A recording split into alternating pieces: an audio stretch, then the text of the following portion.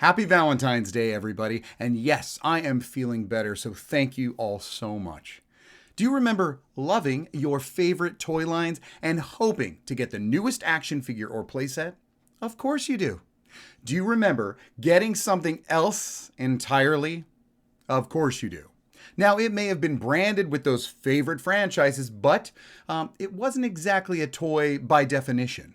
Maybe it was one of those 100 pencil toppers or erasers, pencil sharpeners, pencil sets, or any of those other school or art supplies. Or maybe, just maybe, it was one of these beauties. I'm Victor, and straight out of the Gen Experience, the merchandise from our favorite franchises made famous in the 80s that wasn't action figures. Those things we never asked for but got anyway, and we liked it.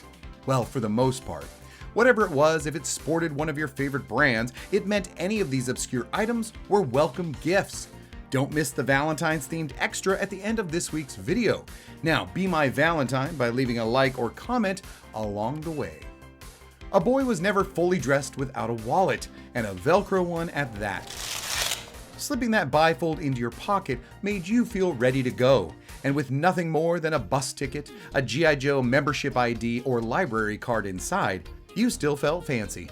With a place to store your most important things, not to mention an extension of your love for all things Masters of the Universe or G.I. Joe, or even Mask, a wallet was an exciting gift. Even low on cash, the wallet was like the pocket knife we all had, a rite of passage to prepare you to be a man about town.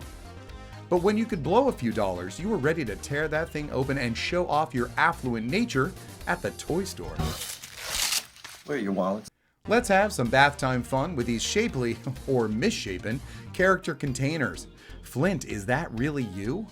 If it's not filled with shampoo, then Bubbles, where you can have a romantic bath alongside Lion-O or She-Ra. At least you could pretend play making bath time more bearable. And who knows, perhaps you were the kind that kept these figures after the contents had emptied. Avon calling. Avon, remember them? They were one of the biggest pushers of a Real American Hero shampoo bottles where G.I. Joe was concerned. They licensed a lot of merch, but their simple bottles couldn't compare to the design that had reuse in mind. The G.I. Joe Canteen Shampoo. Good thing it's the no-tear formula. Everyone knows there's no crying in G.I. Joe. If you're going to reuse this one as your water source, please make sure to clean it out thoroughly. But if you're looking for some decor in your room, or a statue during play for all other action figures to worship, a Lion-O or He-Man might be right up your alley. While this one looks so bad, you could probably reenact the death of Optimus Prime. Did I just unlock some memories of bath time fun with friends? Let us know. I am so about these.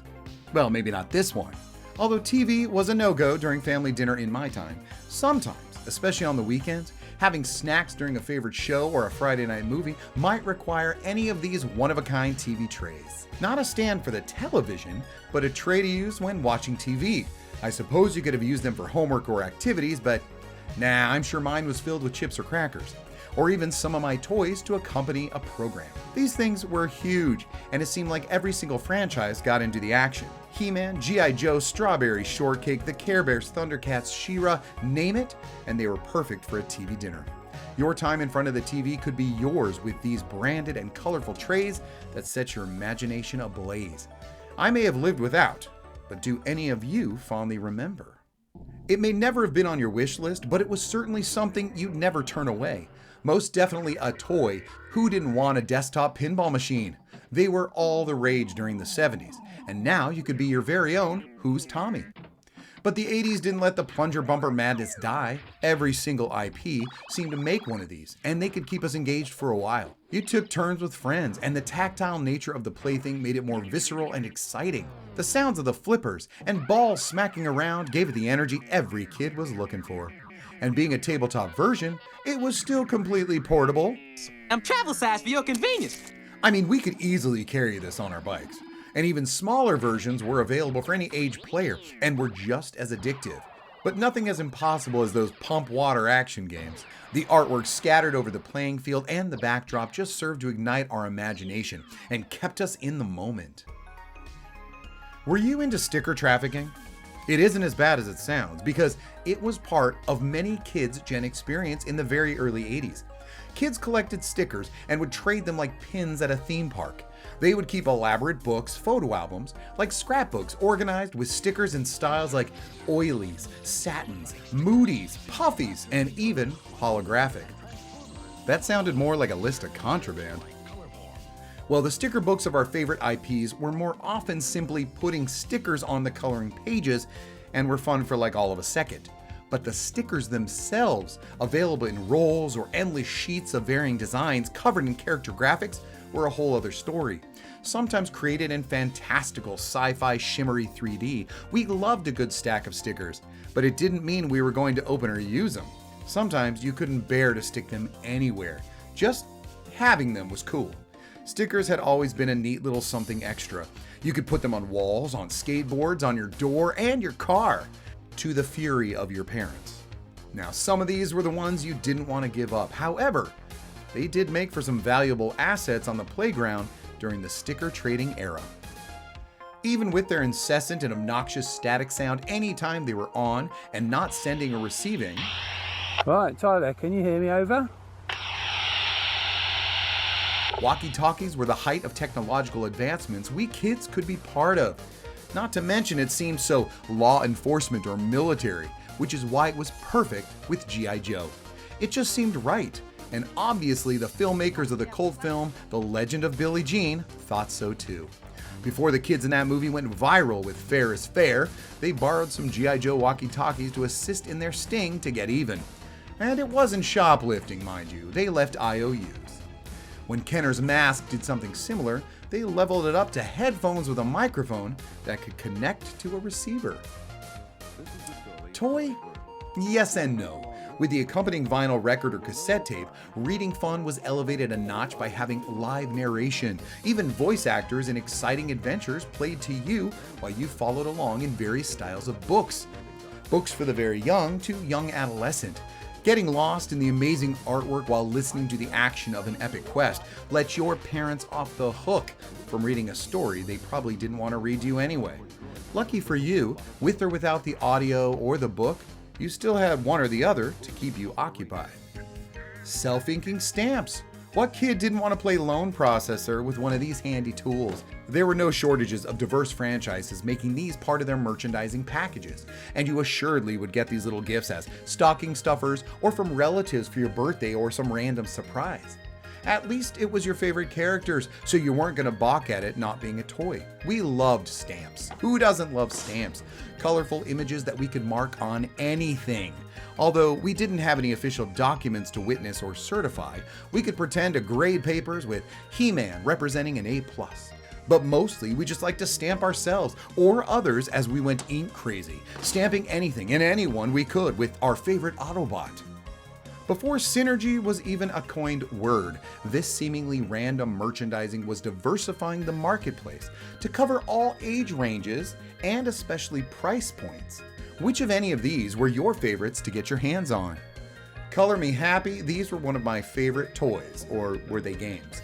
I guess they were more like activity books, but with only one page. The reusable vinyl shapes representing the characters and items of popular brands were a ton of fun in a small package.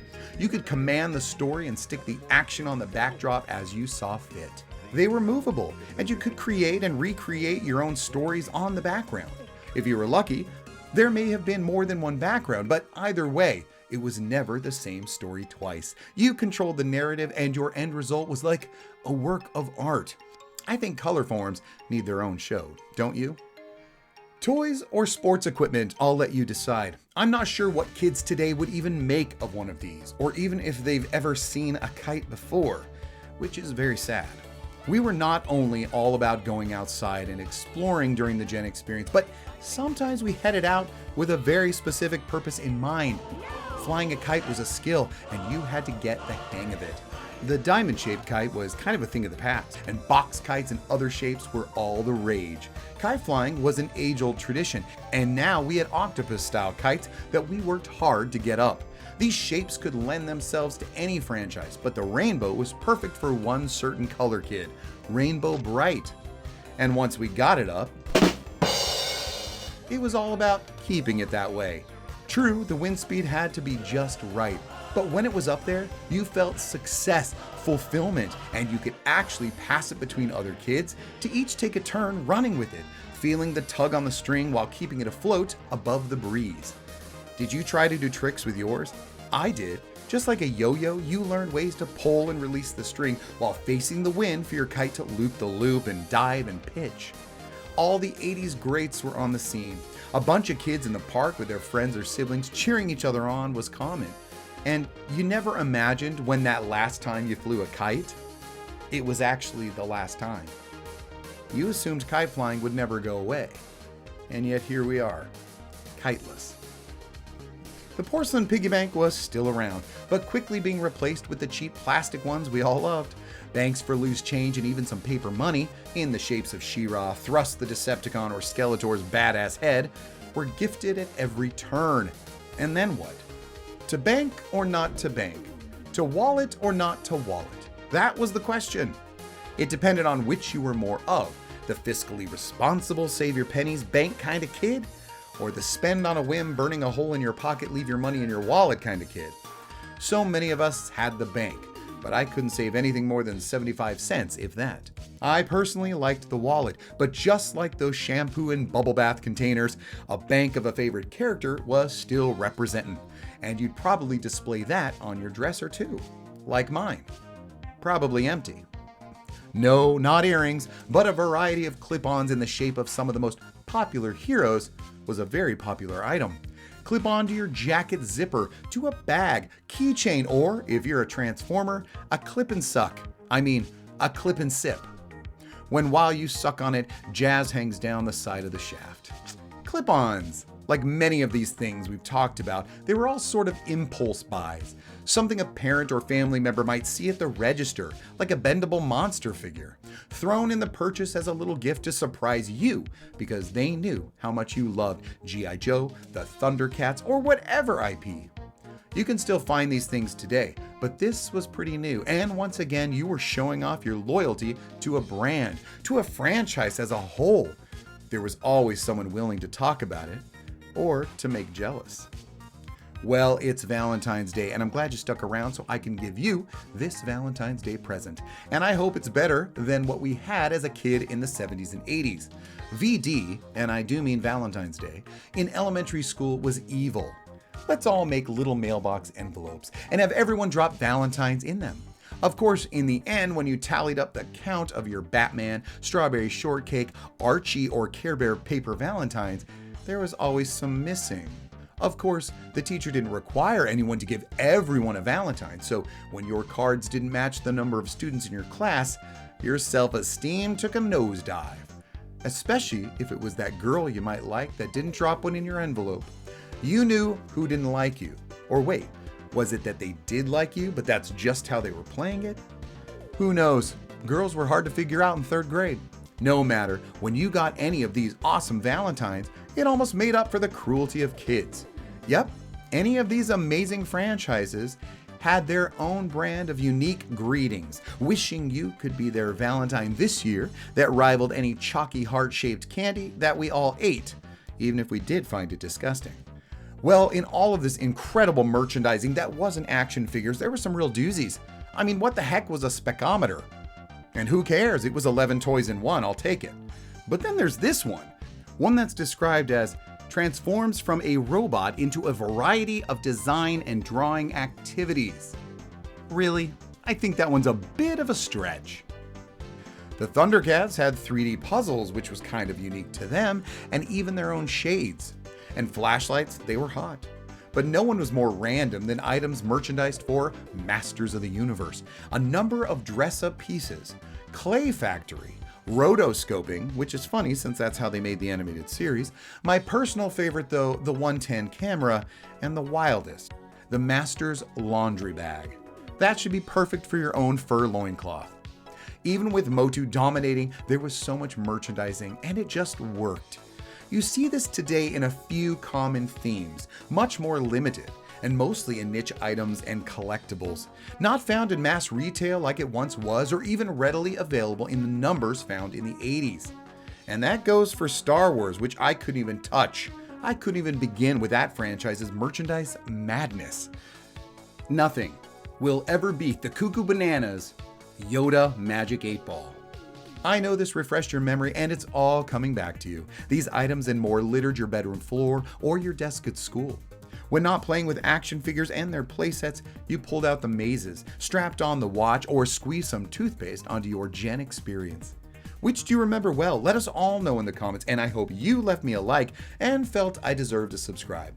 Thanks for being my Valentine this year and hanging around till the end. Check the channel for more great content, and until next time.